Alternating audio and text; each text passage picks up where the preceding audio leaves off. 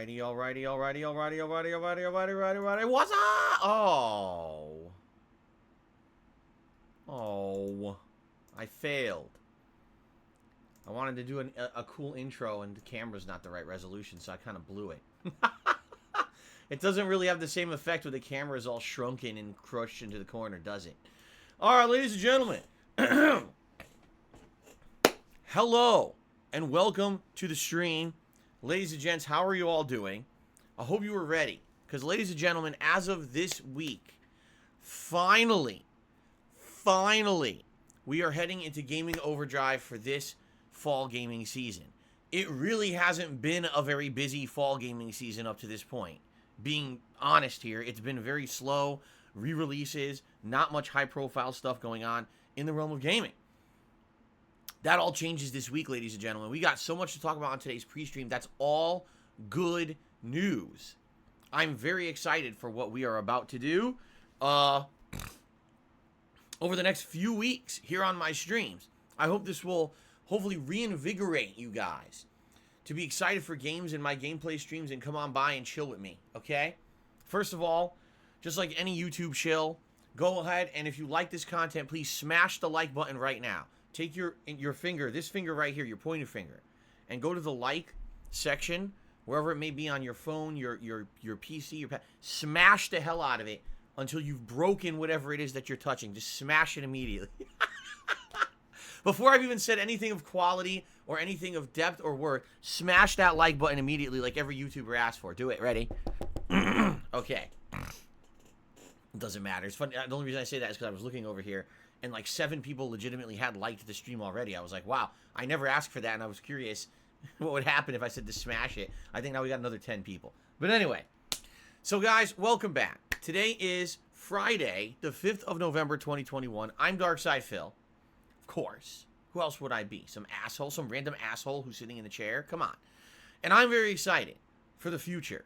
During my day off, there was a lot of good stuff that happened in the realm of gaming. In fact, I'm like super pumped and stoked now for the rest of this month. Like so many good things are happening, and I'd like to share all of those with you here on the pre-stream in regards to the world of gaming. All right. But what I would like to say before we even get to that is thank you guys who do support my content and my streams, and who listened to me intently the other morning. When I did a special pre-stream where I kind of explained what everything was going on with me personally right now behind the scenes, and how basically money is incredibly tight because I got screwed over by various factors. I'm not going to go into it again. If you want to know what I'm talking about, watch the pre-stream from 2 days ago before I went on break, where I basically explained the reason I can't play new games like Guardians of the Galaxy or Metroid Dread is because I can't afford them. All right? That day, support was great on that Visage stream and behind the scenes. Someone actually contacted me and said, hey, I'd like to give you some credits.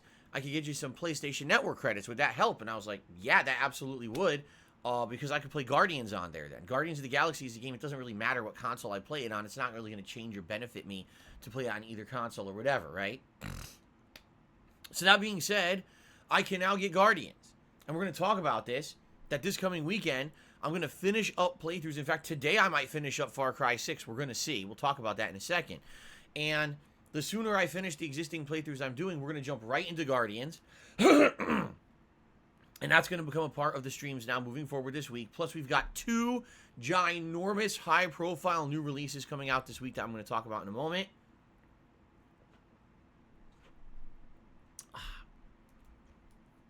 Very exciting.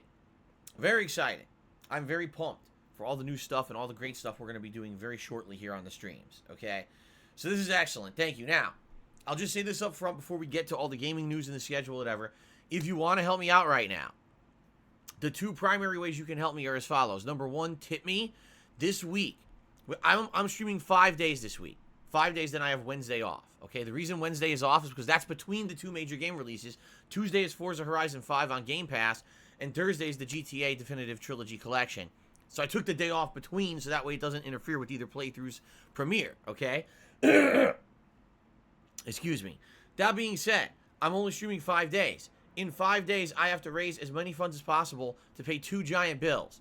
Internet bill and my condo dues.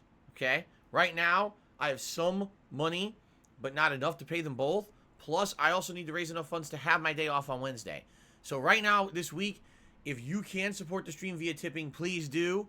That's the way that you can help me out in the short term and get me past this rough week. After that, things will definitely be alleviated a lot, okay? But in addition to that, if you want to help me with the cost of games, you can do that. The two primary ways I would strongly recommend, Nintendo Online credits or Xbox Live credits. Why not PlayStation? Because I have enough to get Guardians, and I'm not really going to play anything else on PlayStation for the rest of the month. Just being honest, like, if you take a look at the Xbox side of things, I'm going to be playing the GTA trilogy and Battlefield on there. Okay? If you look at the Nintendo side of things, I'm going to be playing either Pokemon Pearl or Diamond, and then later on, Metroid Dread. So I need credits for both of those. I don't really need PlayStation Network credits if you get them.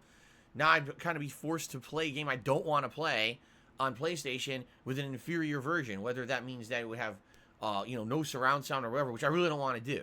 Okay? So that being said, thank you. The rallying of support that we saw on Wednesday was real. I'm hoping we can keep up that rallying of support over the course of this weekend. All right? If we can get more support, whether it's those credits to buy the games with or tips to help me pay these bills in the next week, I get past this tough time, then we can be full speed ahead to the rest of the gaming season and not have to worry much about anything. And, that's excellent. Excuse me. So, ladies and gentlemen, thanks, and thanks again. Let's now pass that crap. Oh, by the way, one hilarious thing I should say. Since Wednesday when I revealed what was going on with me, of course, I get insanely amounts of nasty stuff. People actually going out of their way to reach out to me in various ways just to say absolutely disgusting, nasty shit about me. Isn't that great? That when you're at a low point and you have to publicly say, hey, man, I really need help right now. I don't want to do this, but I need help in the short term to get by and make ends meet. Then you get scumbags who come and have to completely hit you when you're down. That's how people are because they're the worthless, lowest form of life. Oh, when someone's not feeling good and someone's actually being negatively affected by some stuff, let's hit them when they're down, right? That's how some people are. It's fucking ridiculous.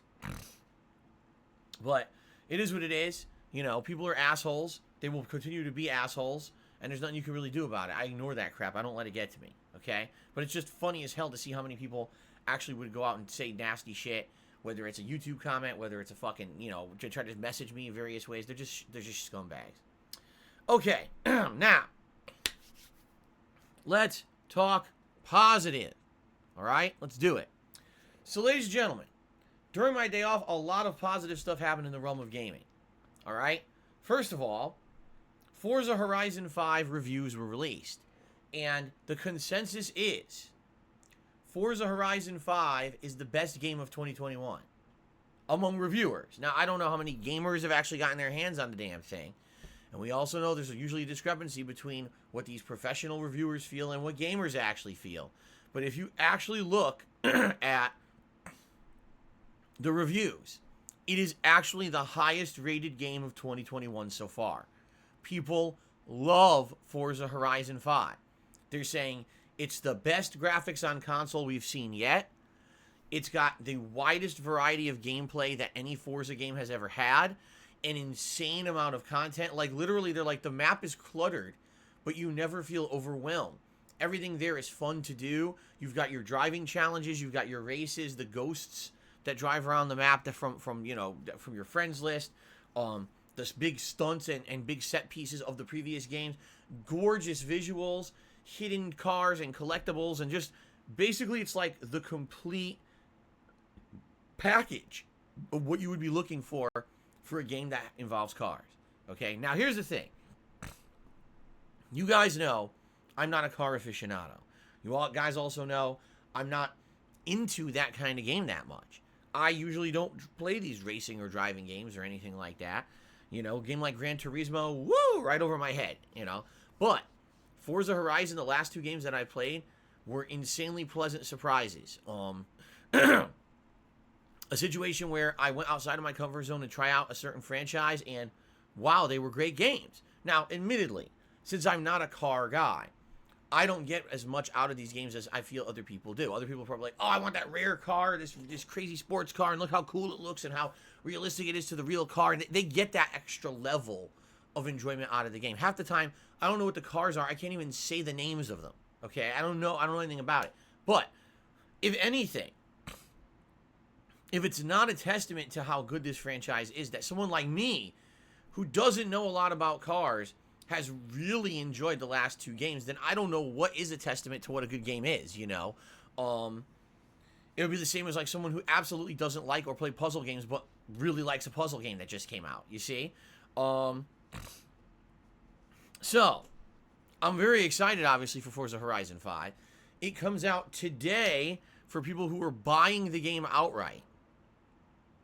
But I'm not buying the game outright. That would be a complete waste. In fact, I got offered this morning.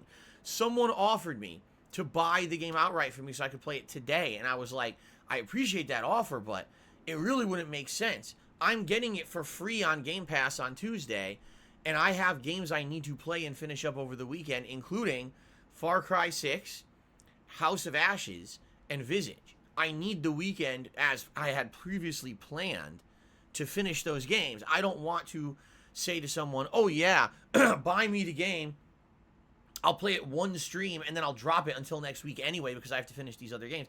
That would be pretty messed up, okay? So I turned down that offer and basically said, no, I'll forego that. I'm already getting the game on Tuesday, and I appreciate that, but I'd rather stick with my schedule, finish up the stuff that I'm supposed to finish this weekend so that we can focus on that game next week, okay? So, that being said, I'm very excited. Listen, again, I'm not going to know half the shit in this game, but if anything stands to reason of history here, this game is going to end up being a nice, chill game. I'll probably play it as the main gameplay stream on Tuesday, maybe as another main gameplay stream over the course of that next week, but I get the feeling this game will likely fit in better on a late night stream. It'll probably end up being a game that we play and alternate with Lost Judgment on late streams, and will end up being relaxing and fun, ton of content, great graphics, just wandering around doing all kinds of various different things when I play this game. I certainly don't know if any of my audience lives in Mexico, which is the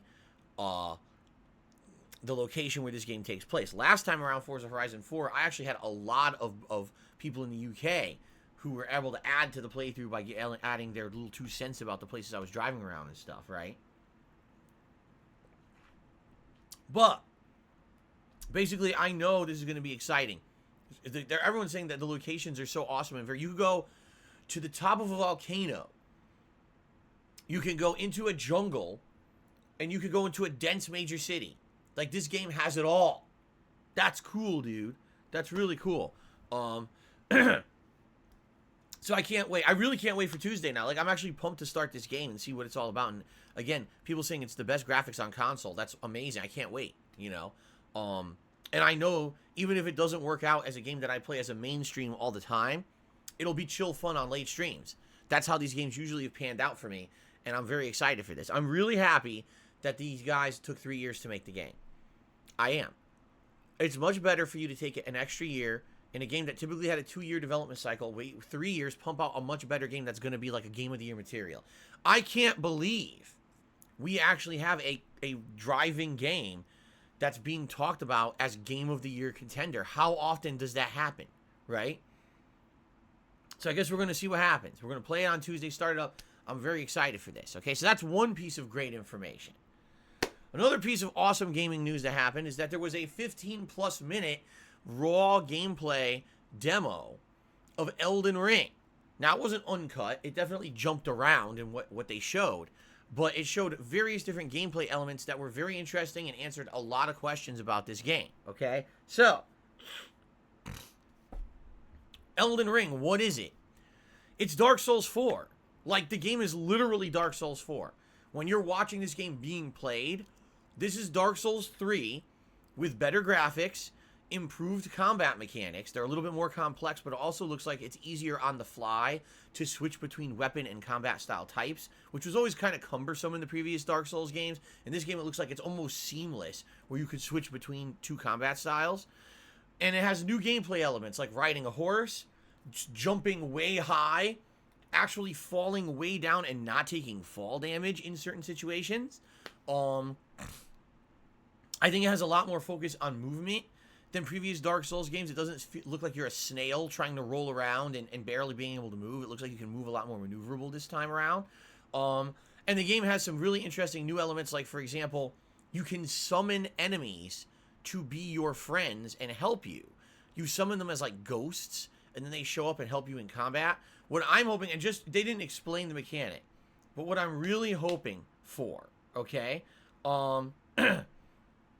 is moving forward with this game, maybe what this will be is like, for example, you go to a dungeon area that's like a swamp, and there's a bunch of swamp people there with big clubs, and they shoot poison darts, and they're annoying assholes. So you kill the boss, you beat the swamp, now you gain the ability to summon the swamp people to help you in combat. And if that was the case, if that's how they're going to go about it, I think that would be awesome. Like, when you beat an area, you'll actually feel like you accomplished something great because now your gameplay has been improved because you have the aid of this group of people who you've basically conquered during the course of the game.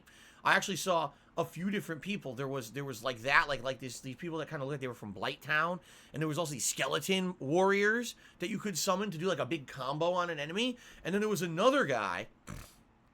He almost was like a boss or a mini boss, a big burly dude with a club, and he basically is like a distraction. Like, they summoned him during a boss fight, and he distracted the boss the whole time.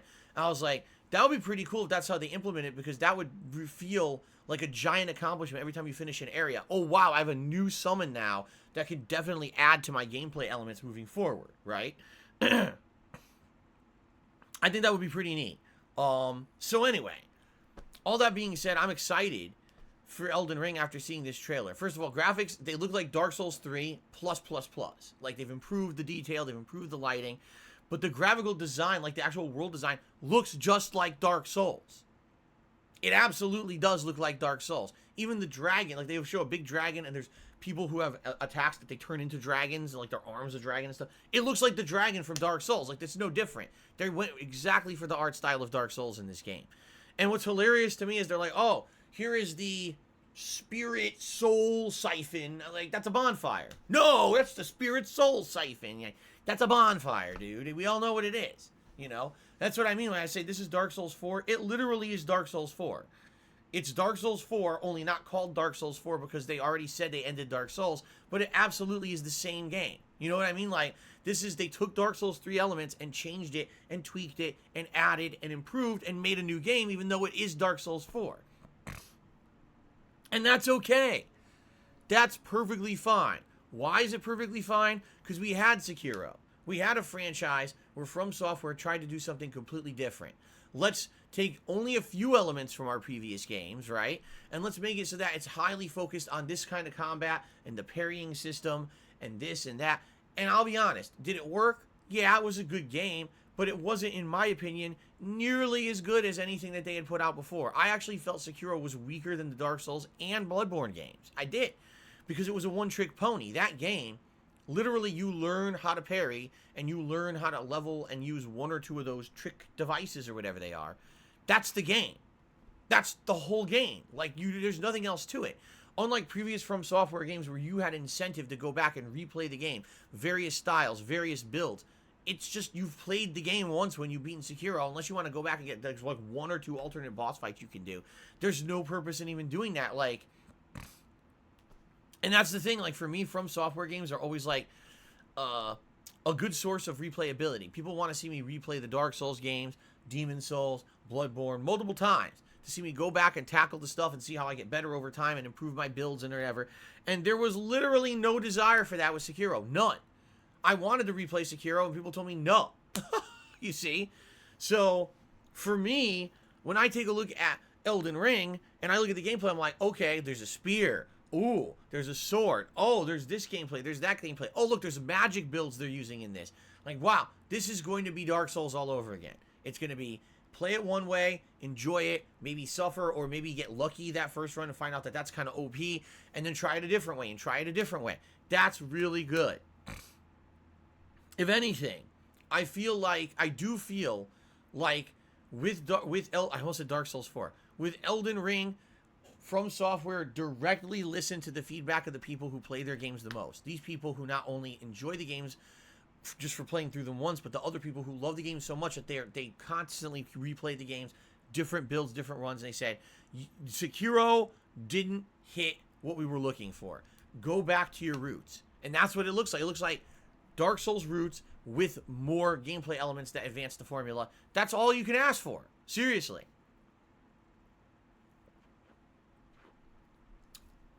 So I'm really excited. I mean, that, if anything, that gameplay got me really pumped for the game. Up until now, I wasn't necessarily pumped at all. Now I'm actually, like, excited. Like, the game looks really good. By the way, actually being able to jump and traverse. Just that alone, instead of, oh, I weigh 4,000 pounds and I run in slow motion, I go to jump and I move like 2 feet and I can barely make jumps. Instead of that, being able to actually traverse the landscape of an open world, this game is going to be crazy. You know how many hidden items there's going to be in this game? You know how many hidden paths and things that you're not going to know about, and you're going to have to try to figure out by doing crazy running jumps and you know, traversing, which you could never do before? It's going to be nuts. Like, I feel like this is going to completely be open even bigger to all those elements that there used to be in Dark Souls, only now plus, you know? Honestly, after seeing the gameplay, I don't think I have a negative to say. The only thing I'm worried about is essentially making Dark Souls a more traversable world, which is what Elden Ring is. Hopefully, they're not going to botch it, and what I'm afraid of is maybe there's going to be glitches and stuff. Like, it's, number one, it's an open world. It's not, even though From Software games typically previously you could say, oh, they had open worlds. Well, not really. What it was linear areas, and you could go to them in different orders, right? You can explore this linear area or that linear area in a different order to find hidden items and areas, and you could argue that's open world, but in reality, it's the same linear areas. You could just go in a different order. It's like sequence breaking. This game literally is an open world. It actually is an open world. And the question is, will that game feel polished, and will it feel, how can I say, solid? Or is it going to be like, okay, I'm exploring, I jump, oh, wonky, clip through this and die and fall and do this and that. And that's what I'm a little worried about whenever you have these open world outings, especially from a company that usually isn't used to doing that kind of flexibility. I hope that it will feel polished and finished, and not that it's going to feel like a wonky open world because it's the first time you've been able to jump and fly and land and do all these things, you see. One other thing that really the game didn't answer, or at least the gameplay demo didn't answer, is how often and how much will your horse, your spectral horse, be factored into the combat? Traversal, okay. You want to ride around this open world map and not get basically bothered by every enemy on the map. The horse is going to be a critical part of that, right? But in regards to, like, combat, they show you riding the horse and attacking, like, one guy. But I get the feeling there's going to be bosses that, like, are fast. Like, maybe there'll be guys on horseback or other animals, or maybe just maybe flying creatures. The only way you can keep up with them is on the horse. But how much variation can you really get with horse combat? I mean, you could run and do like a stab off the top of the horse, or you could shoot arrows, or maybe use a magic spell. But outside of that, how else are you going to do horse combat? You know what? Like, I doubt that they're going to have a complex parrying system, or, you know what I mean? All those elements of the stuff on the ground will be kind of like, well, you can't do that on the horse, because on the horse you also got to be riding and controlling the horse while you're doing combat. How on earth would you be doing the standard combat of Dark Souls while also controlling and riding the horse? Like, I don't know if that's gonna necessarily work as well. But then again, maybe it will. You know, we'll see. I guess we're gonna see, and we're gonna go from there. But it looks great. To me, I was blown away. I thought it looked amazing. I'm very excited now for February. Not that I wasn't excited to begin with. February has 17 games coming out that are all going to be high-profile, great games, but this game is looking great now. And I feel like this is going to be a game where every day we just jump in and I wander around, and sometimes I find crazy good stuff, and sometimes I don't. And, you know, you're not really going to know what you're supposed to be doing. There's a big map system now that's very different from the previous games. I guess we'll see.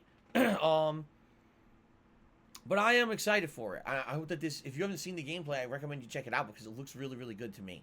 From what they showed. Okay. Let's see. What else is going on in the realm of gaming? Well, Shin Megami Tensei V is going to release very shortly. I think it's like next week or something like that. Something crazy. And as you guys know, I already told you, there's no way I'm playing it now. I'm already in the midst of too many playthroughs. I got a lengthy RPG right now with Lost Judgment. There's no way I could play another one until I beat Lost Judgment. And when I beat Lost Judgment, it's going to be a tough decision. Do I play Tales of Arise? Do I play Shin Megami Tensei V? What do I play? I don't know. Okay? But the reviews are out. And the reviews basically can't stop comparing the game to Persona 5. Now, it's the same, I guess it's supposed to be set at least in the same universe as Persona 5, but definitely I guess the game is supposed to have a different style than Persona 5. But apparently everyone in the reviews is literally saying things like, well, it's a good game, but man, it's just not as good as Persona 5. And people are like, well, it's not supposed to be Persona 5. You know, I don't know why people have to compare it to Persona 5 because it's not supposed to be. It's supposed to be a different style of game. So I can see both sides of the fence on this one because I can see some people are pissed because this reminds me of like for example, when a game like Duke Nukem Forever comes out or a game like Double Dragon Neon comes out. These games are designed to be something specific. Okay? Right? They're supposed to be something specific. Okay, Double Dragon Neon is literally a throwback to classic Double Dragon from the 1980s. It's supposed to retain those gameplay elements and feel like that style of game. Duke Nukem Forever was a game that took over a decade to release. By the time it came out, it was outdated, but the point was that it was supposed to play like Duke Nukem from the 1990s, and indeed it did. Now, by the way, I'm not saying in any way that those games I just described were great games. All I'm saying is, when you're reviewing a game, you have to review it in the frame of reference of the game you're playing. Shin Megami Tensei V is not supposed to be Persona. It's always been a separate franchise that has a darker tone to it. For example, in Persona, you're a bunch of teenagers. There's some teen angst and silly plot lines and things that tie in with this, and there's always this feeling of like hope or that you're going to have a happy ending. Apparently with Shin Megami Tensei, it's supposed to be like the world already ended. It's post-apocalyptic. Everything's fucked up. And it's a very darker, different, more serious style of plot. So when you get people reviewing the game saying, man, it just doesn't have the heart and soul of Persona 5, it's like, yeah, that's the point, though. You know? That's the point, is that it's not supposed to be. It's supposed to be a darker setting, darker tone, different. It's a different franchise. It's not Persona 6. It's Shin Megami Tensei 5. And when the reviewers don't get that, it's frustrating, okay? But at the very same time, all right, I also can understand why reviewers say stuff like that. Because Persona 5 arguably was one of the greatest JRPGs of all time.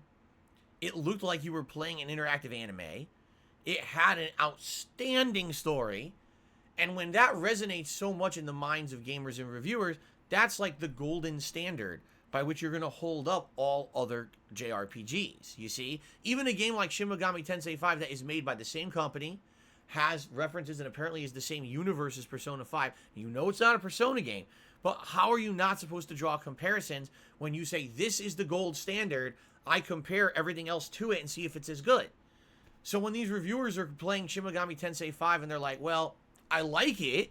It has lots of great elements, but it's not Persona 5 and it's not as good. And then people get all, it's not supposed to be Persona 5. It's like, yeah, but I kind of understand where the reviewer's coming from. You've got a best-in-class example sitting right here that you just played a few years ago. All right? So why are you not going to reference that when you review games that are supposed to be of the same category, right?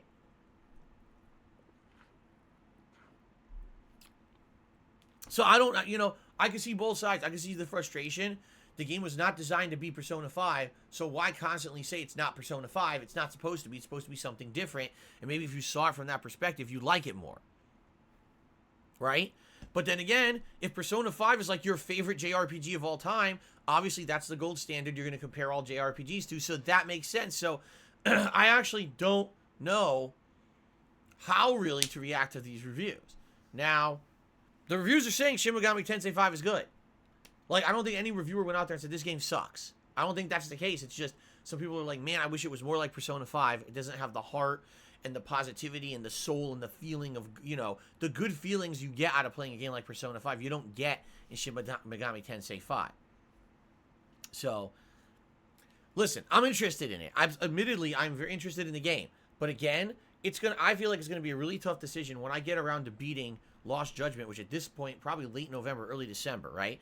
I'm going to have a very tough time choosing what RPG to play next because there's a lot of options, a lot of good options, I feel. And I guess I'm going to have to lean heavily on you guys to try to figure out what exactly it is that I want to play because I don't want to grab one and then you guys wanted to see another one more. I don't know. It's going to be very challenging and tough. It is. Like, I don't even know. At this point, I don't even know what to say would be the next RPG that I play. Okay? Okay. Lastly here, in the realm of gaming, Now, ladies and gentlemen, you may not have even realized this, because outside of being in this certain one-track mindset, I don't even think that the gaming universe is really talking about this today. But ladies and gentlemen, if you weren't aware, today Call of Duty Vanguard releases. And normally, this would be something that every year I do on release day. I play through the campaign, I do multiplayer. I'm not playing Call of Duty Vanguard. For the first time in 13 years, I am not playing the yearly Call of Duty game. I'm literally skipping it. Why? I'll tell you why. There's two major reasons. And I'll be honestly, the major reason that I'm skipping it is because I played the beta and I fucking hated it. I thought it was terrible. It felt like it was unfinished, like it was rushed, it was buggy, it was tons of graphical issues. The gameplay, the more I played it, the more I hated it. I actually realized, like, wow, the meta of this game is going to be broken. The weapons are not balanced. It just didn't feel right to me. It didn't feel entertaining. So, guess what? I said, that's kind of my determining factor. Now, on top of that, we've got all these other bad things that have been happening at Activision Blizzard this year. We know all about the internal strife of the company, how terribly they've been treating their employees, the sexism, the management that basically ignored all the issues, and now everyone's stepping down at the company, and the company's a mess. They just announced their two major IPs that are supposed to be major ones for 2022 aren't coming out anymore. Both Overwatch 2 and Diablo 4 delayed all the way into 2023 or further. This company is in fucking shambles. So on top of all of that negativity around Vanguard being running on the Modern Warfare 2019 engine, and I hate Modern Warfare 2019, the beta being terrible, on top of that you got all these other issues, I'm like, fuck this, I'm just not playing it, okay? Well, ladies and gentlemen, for the first time in many years, most mainstream media outlets have reviewed Call of Duty Vanguard and said it ain't great. It sounds like they were finally honest, because I hate to tell you this, the last several Call of Duties weren't great. Call of Duty hasn't been great in a very long time. And I feel like these outlets, every year, they just kiss the ass of Activision. But this year, because of all the stuff that happened around Activision basically looking terrible because of their cultural issues, I think like this year was the year when mainstream gaming media was like, oh, maybe it's actually okay for us to be honest about the game, because now we got nothing to lose. No one really likes Activision right now anyway. Okay? So all the reviews are essentially saying that Call of Duty Vanguard is like, it's not bad, okay? It's not bad, but it's not good. It definitely is the most limited amount of kind of upgrades and things that we've seen in the franchise in many years. It actually has less features than the game usually has. 7 out of 10. Like, that's kind of the consensus. Like, maybe it's like a 7, at most an 8, but like maybe a 7 out of 10. And that's like unprecedented. Every year. Seriously. Every year. Every fucking year. These outlets say, oh, 9 out of 10. 10 out of 10. You know what I mean? Like, they kiss the game's ass, and you're like, what the fuck game are they playing? All I gotta do is boot the game up and play multiplayer, and I can see the shortcomings of the netcode, the stupid broken bullshit that's in this game. You know, how can they say 10 out of 10 every year? Finally, I think they're finally allowed to, like, be honest about the game this year, okay? And it was funny because the game wasn't even out. And 2 days ago, they were actually releasing information about next year's Call of Duty, which is like another Modern Warfare. And everyone's like, but Vanguard's not out yet, and you're releasing information about the next Call of Duty? What's that about? And I think what it is Activision Blizzard is expecting this game will not sell as well as usual. However, I will guarantee you this, all right? I will guarantee you this. If you are in one of the circles of people who literally only play games like Battle Royale, first-person shooter, Call of Duty every year, if you're, I watch one of those dedicated content creators, or for example, if you're someone who watches like Dr. Disrespect and he's heavily into Battle Royale, you're not going to hear a fucking negative word about Vanguard. You're just not. They're going to act like this game, as usual, is the best fucking game ever made. They're going to kiss its ass. They're going to be playing it nonstop because this is their life's blood. This is their bread and butter every year. When a new Call of Duty comes out, this is like, oh wow, for 2 straight months, I'm in the milk and honey, baby. Here comes the ad revenue. Here comes all the contributions from my viewers because I'm going to kiss this game's butt and act like it's the bee's knees.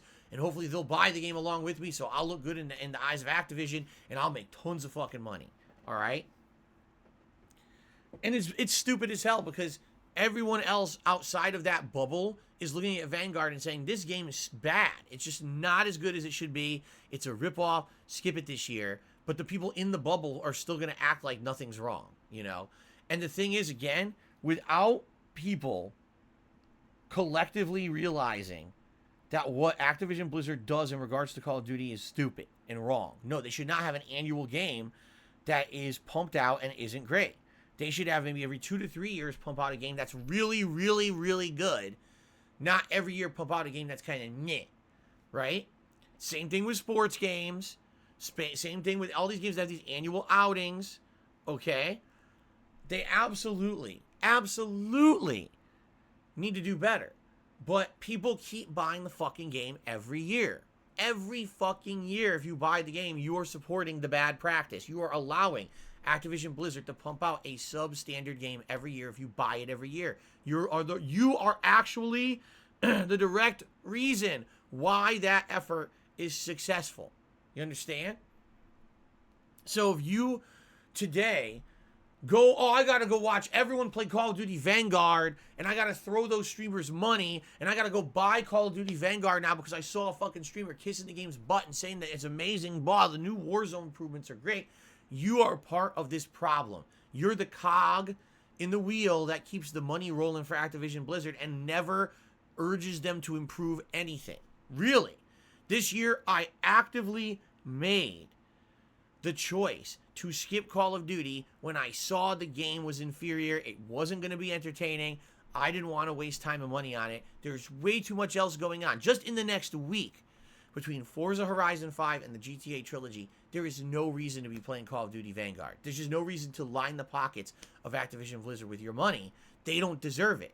They're not trying hard enough, okay? And I'm just tired of people literally enabling these people, like actually labeling or enabling this. I hate this. I want them to improve, but you can't. You cannot. It's the same thing with Apple. It's the same thing with Nintendo. If every product these companies pump out, you rush with your money in your hand, shut up and take my money, they will never get better. They will always be the bare minimum crap because you keep buying their crap. I actually 100% was on the money with this. All right? The new Nintendo Online service, where basically they're giving you a very minimum selection of Nintendo 64 and Genesis games for a ridiculously increased amount of money for their online service, their premium edition of their online service. Everyone complained. Everyone complained the pricing was too much and didn't make sense. The scaling of the price increase made no sense. People played the games that these are actually inferior versions of the games. They're not great. These are terrible versions of the N64 games. The graphics are bad. You can't save your game properly. And guess what? Record fucking people signed up and Nintendo made tons of fucking money off of it. Why? Why are you so stupid? They will never ever try if you just keep throwing money at them. They will never improve. They will never have any competition. You know? It's just true. This year, if people say we're not buying Vanguard because it looks bad, instead I will spend my money on Battlefield and Halo. And if that actively happened, and if Battlefield and Halo beat Call of Duty in 2021, they'd actually have to make better games. Really. So, I am here to urge you. Please, if this game does not look good to you, just like it doesn't look good to me, do not be swayed by advertisement campaigns online. The fucking stream they did 2 days ago. Oh, celebrities are playing Vanguard. Buy Vanguard because fucking Lil Wayne is playing it on the fucking internet. Oh, like I fucking care what Lil fucking Wayne does, right? You know? Any of their bullshit. Don't fall for it. Don't fall for a content creator who literally relies on you to make thousands of dollars a day playing Battle Royale, saying the game is good. Don't believe them. All right? Judge for yourself, man. Seriously. Judge for yourself. Oh my God. I don't know what else to say. I just don't know what else to say. You have to start thinking for yourself because the gaming community and gaming at large will only get worse if you keep feeding the beast. If every time Apple comes out with a new iPhone, you buy it, they will never make a better iPhone. If every time Nintendo does an online offering of crap, you buy it, they will never offer something better. If every time Activision Blizzard puts out a Call of Duty, you buy it, they'll never make a better Call of Duty. You're telling them with your dollar, this bare minimum is acceptable.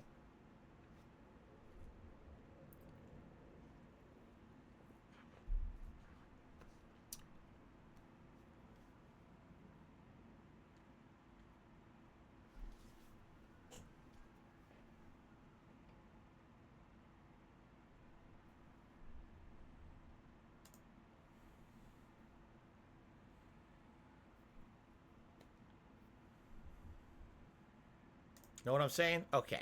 All right, I hope that that's sunk in. All right, ladies and gentlemen. So that's why I'm not playing Vanguard, and I have no desire to play Vanguard. I even told you guys the only situation where I would even consider playing Vanguard if someone outright donated it to me. And I said, all right, I'll maybe play it a couple sessions, but even then, I would never guarantee that I'm going to play it long term. In fact, I would tell you right now, I wouldn't play it long term right now. There's too much going on this week in regards to games as is for me to focus in on Vanguard. I wouldn't even play it that much, if at all, this week.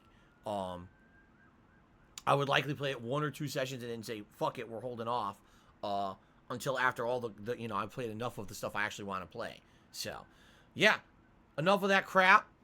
Let's move on, all right? So, ladies and gentlemen, now that we've gotten over all of that stuff, let's talk turkey. Let's talk about what you can expect from me this next week, because it's going to be wild. First of all, we need to finish up all the things that I'm working on, which is great, because guess what? I'm at the end of 3 different games, which is great, okay? Today, it is Far Cry 6 on the main stream. We're about to finish up the 3rd area of the island of Yara. Once you've done that, you've recruited everyone to join your cause, and I think you can head into the end game of the game. Now, I'm not sure. I don't know. I haven't played the game before, but we're going to play it by ear, and we're going to see exactly if that's how it works out or not. If everything works out, I might beat Far Cry 6 today. I might actually complete the game today. And if that's the case, that's good.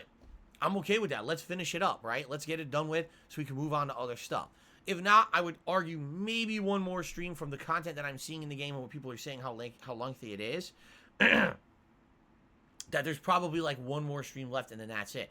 There is all these side content missions in the game, and they're completely worthless. Like, literally, the side content of the game has no purpose, because once you get a certain loadout, like I have a crazy good bow, a great sniper rifle, a rocket launcher that kills all vehicles, right? And what's the other thing? I have like 4 weapons that do everything I need in the game. I don't need any more armor. I don't need anything. I could beat every mission now. So why am I going to go crazy doing all this side content? There's a mission right now to unlock a new animal companion. I have 3 animal companions that I already don't use because they don't serve any purpose in the game. They literally make the game harder because they pull enemies towards you and get attention for you when you're trying to sneak in and do stealth. So it seems to me what they did with this game is they added in a whole shitload of content, right? But none of it is as necessary at all. Like, it's in there, but it's like, if you really want to get every piece of enjoyment out of the game, you could do all the side missions, but there's no point in doing them because they don't do anything that allows you to advance in the game or do anything any better. It's almost kind of like they had a group of people who designed the main game. They had a group of people who designed all the side content, but they never put their heads together and said, how do we mesh these two together? Instead, it was just all the main game missions are here, all the side content missions are here, do whatever you want. Well, that doesn't make a coherent game. And it feels to me like all this stuff, all these side missions that are popping up on the map, I'm like, yeah, but what does it do for me? What do I want to do this for? And the few that I've done don't seem to do anything. Wow, you got a new weapon. I don't need the weapon. I have all the weapons I need. I'm good. Oh, you got a new animal companion that doesn't do anything. So why do I fucking care, right? Unless you absolutely want to get every achievement in the game and platinum it, fine. But outside of that, like, why am I going to waste my time doing 2-3 more streams of side content that doesn't do anything for me in the game? I'm ready to beat it, right? So let's see how it goes today. I very well could beat the game today or not. If it's another stream needed, that's fine. If I do another stream of the game on like Sunday, I'm okay with that. All right, but let's see how it goes today. We'll play it by ear. Later tonight, the late stream is Street Fighter, which is why I'm wearing my nice Blanca shirt here, right? My fan-made Blanca shirt, over a decade old and still looks amazing. I still wear it all the time. 2 hours of old school Street Fighter fun at 6:45 p.m. Pacific time here on the stream. I hope you'll join me for that. It's always a great time. Tomorrow, Visage. We're probably going to complete it because I'm in the third and final ghost story of the game. It's actually the creepiest one in my opinion. It's actually really freaking me out. And I hope you guys are enjoying a lot of puzzles at the very same time. It's been very entertaining. Now, from what I understand, once you beat the third ghost story, you can keep going, and you can try to find these optional tapes, and once you find all the tapes, you get the true ending of the game. But I don't know how tough that is. We're going to see tomorrow. There's actually been 1 or 2 people who know about the game who've been helping me through it so I don't get stuck, and I actually would like to see the true ending if possible. But I also don't want to do a whole extra stream of the game if I don't need to. So let's see how it goes tomorrow, okay? Tomorrow night, the late stream is the probable conclusion of House of Ashes, the second run. Last time around, I made a lot of alternate choices that kept everyone alive. At the very same time, I had 1 critical fail at the end of the night. And I was so frustrated because I know I fucking pushed the button that it claimed that I needed to push for the quick time, and the game said I didn't. And it led to a character getting injured. I'm like, I don't know if they're going to die now or what. This pisses me off because I felt like I had done the right thing, yet it seems like I got a bad outcome. Okay? But we're going to see what happens on Saturday night. Likely that will be the conclusion of that playthrough. I don't see it going much longer, especially because I'm not going to be reading the logs. Like, if you haven't noticed, right now in the game, I'm 4 hours into my second run, but I'm probably between the 5 and 6 hour marks of my first run because I didn't read any of the logs or anything. I already read them all, you see? So I guess we'll see how it goes, and hopefully maybe we'll even wrap it up on Saturday night, okay? Then on Sunday, I don't know what I'm doing. I may need another extra stream to finish Far Cry. We'll see. But dependent on that, it'll either be Far Cry 6 or we could be starting up Guardians of the Galaxy. Okay? So we'll see what happens. But if time allows and we beat in the other games, then we're going to start up Guardians of the Galaxy on Sunday. It will be on the PlayStation 5 because that's where I was donating credits. I don't think there's going to be any difference in performance between PS5 and Xbox Series X besides surround sound. I don't think this game is going to need surround sound. So it's not that big of a deal to me to play it on either console. So I think it's going to be exciting. I do. I think it's going to be exciting and fun, and I hope you guys will join me for the premiere on Sunday. Everyone says the game is great, okay? Sunday night will be the return of Lost Judgment. Last time around, we made some strides in Lost Judgment. Tons of side content advancement. Maybe we'll continue on with that. I think we unlocked a whole new gang, like the Biker Gang. We check that out, and there's just a lot more to do in Lost Judgment, so that'll continue on Sunday night. Monday is completely up in the air, because Monday will actually be determined on what happened over the weekend. If we still have lingering games, Monday will probably be the day when I wrap them up and finish them. Okay? If not, maybe I'll do another day of Guardians. Maybe I'll do 2 days of Guardians back to back. Okay? Monday night, again, Monday night's unclear because it depends on what's lingering from the weekend. If I need an extra stream to finish up either Visage, Far Cry 6, or House of Ashes, Monday night will probably be that stream. Okay? If not, if I don't need the time, then Monday night, likely I'll just do more Lost Judgment. We'll do a double Lost Judgment stream both Sunday and Monday nights. Okay? Then Tuesday, big new release day for me. That is the day that I will be playing Forza Horizon 5 because it comes out on Xbox Game Pass. Yes, it will be the main gameplay stream that day. Excuse me. And I'm excited to see how the game is. I really am. I hope that it ends up being like the best driving game of all time, as reviewers are saying. I feel positive for it, okay? Now, I'm off from streaming on Wednesday. When I return on Thursday, it's the premiere of the Grand Theft Auto Trilogy Collection. I'm going to be starting off with Grand Theft Auto 3 Definitive Edition on the Xbox Series X. That playthrough will start on Thursday, okay? Likely what's going to happen is people are going to demand that I play the shit out of it. I might even play it 2-3 days straight as the main gameplay stream because I know people are going to want it so badly, okay? So, what I may do is play it like maybe even Thursday, Friday, Saturday as the main stream, and then each night is a different game. One night it's Lost Judgment, one night is Street Fighter, one night we do, I don't know, Forza, something like that, you know, variety of stuff. Oh, but Guardians as well. So then after that, what likely will happen is there'll be a balance between GTA and Guardians for a while, and then the night streams will probably be Lost Judgment and Forza going back and forth, okay? It's kind of what I'm thinking. And of course, everyone's going to say, well, I don't understand. When you Oh, there's DC just did a... Oh my god, listen to this. DC did a haiku about Street Fighter. Ready? Listen to this. A Vega player. This is so fucking laggy. This is so fucking laggy. Where's my fireball? Awesome. DC must watch a lot of my stuff because he does haikus now for like every game. That's awesome, DC. Thank you. Okay, so that's the rough plan moving forward. It's going to be daytime, GTA, balanced with Guardians of the Galaxy, nighttime, Lost Judgment, balanced with Forza, and we will have some Street Fighter and stuff mixed in there. Okay? Now, already I'm getting questions in the stream chat.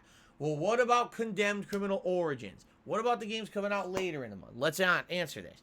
Condemned Criminal Origins was a game that I said I was going to play because I liked playing the game during the Halloween marathon. I played 3 hours of it, right? And at that point, I couldn't afford any other games. So that's why I said I was going to play Condemned after I beat Visage, okay? Obviously, now I can play Guardians. People want to see a new game, so Guardians it is, all right? Condemned is still in the realm of possibility. Condemned likely will still be played. We just got to wait for new releases to calm down, all right? So I will play Condemned. I promise you, I will play Condemned Criminal Origins. We will finish it at some point. It may be this month. It may not be. I don't know. But it's going to happen, okay? It's definitely going to happen. Now, there's a bunch of other stuff going on, too. There's apparently, from what I'm supposed to understand, there's supposed to be a trial for Battlefield 2042 for people who have Game Pass, I guess. I guess what it is if you have EA Play and EA Play is under Game Pass. There's supposed to be a 10-hour trial of the game or something like that coming up, like, in a week's time. So, I would consider maybe doing one major stream of it to see how the multiplayer actually plays online rather than jumping into the game full force at release. I'd like to play the real multiplayer because what we played during the beta was the ginormous map, right? Which didn't run great. It was still good. It was fun gameplay, but obviously that's representative of one game mode. I'd like to try maybe some of the other multiplayer game modes and things. So I am interested in doing that. Yes, I'm interested in doing that when that happens. Later this month, we've got Pokemon Diamond and Pearl. Yes, I'm interested in playing those. And at the same time, apparently there's going to be a beta for King of Fighters 15 around that time. Yes, I'm interested in that as well. And of course, I'm also interested in playing Battlefield 2042 when it releases. Maybe this trial will actually give me a better idea if I'm 100% gung-ho for it or not, okay? And of course, there's other games too, like Ali Corney said, well, what about Metroid Dread? Well, I've already explained this to you. I can't afford all these games right now.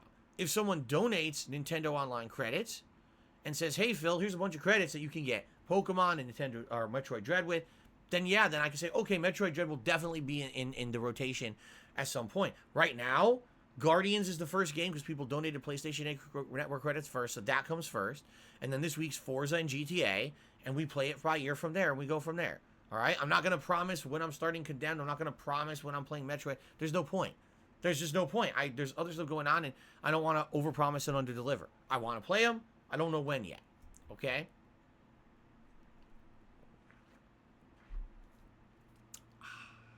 Okay. Awesome, guys. So, that being said, everyone, I hope this all sounds good to all of you. I already explained at the beginning of the pre-stream. I'll reiterate right now before we get to shout-outs. The best ways you can support the stream right now are as follows. Tip me. If you tip me during the live stream, that's going to help me this week. I need to raise a lot of funds to pay bills next week. Okay? All my tips are going to bills. So if you tip me, it would help me tremendously, and I need that. I need to be able to pay my internet bill, my condo dues. If I don't, I can't stream, and I have nowhere to live. So it would be great if I could pay those bills this week. So tip me to help me with that. Or if you want to directly help me with the cost of games, you can get me things like Xbox Live credits or Nintendo Online credits and email those to me at darksyphil@hotmail.com, whatever the codes are, and I can definitely use those as well. Either method of help, greatly appreciated. As you know, with tips, if you get certain levels of tips raised on each stream, you get rewarded. For today, I'm not wearing headphones for Far Cry 6, so that means gunner glasses at $50, a hat of your choice at $100, and a vest of your choice at $150. Pretty awesome, okay? Let's do shout-outs. Fucking idiot here in the chat being a moron. Get rid of two of them, actually. Two morons. Okay. So, on the YouTube side of things, here we go again. Let's go, Brandon. Did a $2 super chat. Says, do you want me to buy Call of Duty for you? No, I actually don't. I don't want you to buy Call of Duty for me. I would much rather, if you were actually serious about supporting the stream, if you would get some credits for the other networks, whether it be Xbox or Nintendo. Those, on both Xbox and Nintendo, I'm going to be playing games this month that I absolutely want to play, and it would help to defray the cost of that. I would rather have that than you buy me a game that I'm really not interested in. Okay. Tips. We got 2 tips that came in today. The first is from Gorilla Pimp, who tipped me $1.50. He says, how's it going today? Hope all is good. Glad you're back. How was your day off? And also, I think I'm banned, but I don't know why. I can tell you why, because I actually looked into this. And my moderators got back to me and basically said, Gorilla Pimp got banned because of 2 things. You were posting up cartoon boobs in the chat. You were actually posting up ASCII code boobs in the chat. And then after that, you basically were saying stuff like, oh, Phil is drinking liquid shit and stuff. Like, you were just saying gross stuff. Now, Gorilla Pimp, listen to me. Okay? Listen to me. I appreciate you supporting the streams. Sometimes you say pretty funny stuff that actually adds to the discussion and the fun of the streams. You do. Admittedly, I don't feel like anything Gorilla Pimp has done, okay, has ever been, like, detracting or anything like that. But you have to understand something. This is not some disgusting stream. This is supposed to be a stream where people can come and relax and have a good time, enjoy games. They can't be bombarded with gross stuff and stupid stuff all the time, all right? I actually stand by the actions of my moderators for moderating Gorilla Pimp the other day, because he was out of line. He was going crazy. And I think Gorilla Pimp sometimes gets too excited, okay, and then kind of just loses control and says dumb shit. And I think he knows that too. I don't think Gorilla Pimp is going to say, oh no, that's not true. I think he knows that much, okay? So Gorilla Pimp, here's what I would say. Email me, darksidephil@hotmail.com. Send me the web address of your YouTube channel. I need the direct link. This once, I will unban you for this, but you have to stop with this behavior. I can't have every day, I can't people, oh my God, you hear what Gorilla Pimp said today? And it's like, I just want to stream and have a good time with games, dude. I can't deal with the nonsense. I can't babysit. You know what I mean? Like, it's not my job. And I don't like undoing the actions of my moderators either. To be honest, I don't. I think my moderators, they have a tough job, but they do a fair job and a good job of trying to keep this place a fun and safe place for everyone who wants to watch my streams. I know it's not easy with the amount of shit that we get thrown at us every day. I know that. It's a pain in the ass. But Gorilla Pimp, I don't feel like he's ever tried to be malicious towards me. I think that it's more like I said, he just goes crazy sometimes and says stuff and like, oh man. So contact me, all right, and we'll go from there. An anonymous tipper tipped me $1.51 and says, I don't know if you've heard this, Sega released updates and they fixed Sonic Colors Ultimate. That's good. If you guys remember, at the very beginning of September, so almost 2 months ago, actually it was 2 months ago now, Sonic Colors Ultimate was released, and I skipped it because all the reports said it performed very poorly. The frame rate was choppy, the game had bugs and graphical issues, and I was like, dude, why am I going to pay money? And it was expensive, too. It wasn't like it was a cheap game.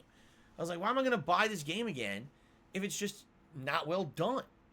So if this is the case, I mean, I would absolutely consider playing it in the future. Obviously, at this point, no. Maybe, again, I think December, I've said this many times, I feel December is going to be the month of let's wrap up 2021 by doing the stuff that I wanted to do and we didn't get to do.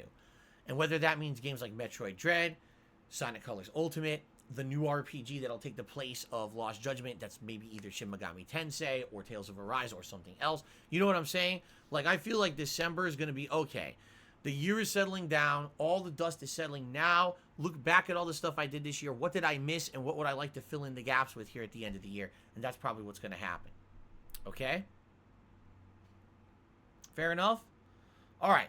Ladies and gentlemen, I don't have anything else to say. I think we should take a break. Let's take a break. During this break, grab a drink, grab a snack, use the restroom, whatever you'd like to do. When I return from break, it's the end game content of Far Cry 6. It's going to be a chill stream with lots of interaction. By all means, please stick around. Let's talk. Let's chat it up because I know there's going to be a lot of combat and there's going to be a lot of sneaking. At the very same time, though, the game isn't exactly the most intensive game, you know. We could definitely chill during it. It's not like a game like Visage where I'm crapping my pants because I have to pay attention every moment because of the horror and everything. So we could definitely have a good time together, I hope. And I'll be right back. All right, everyone? Like I said, take a break yourselves, and I'll be back shortly with some good stuff. Sound good? All right.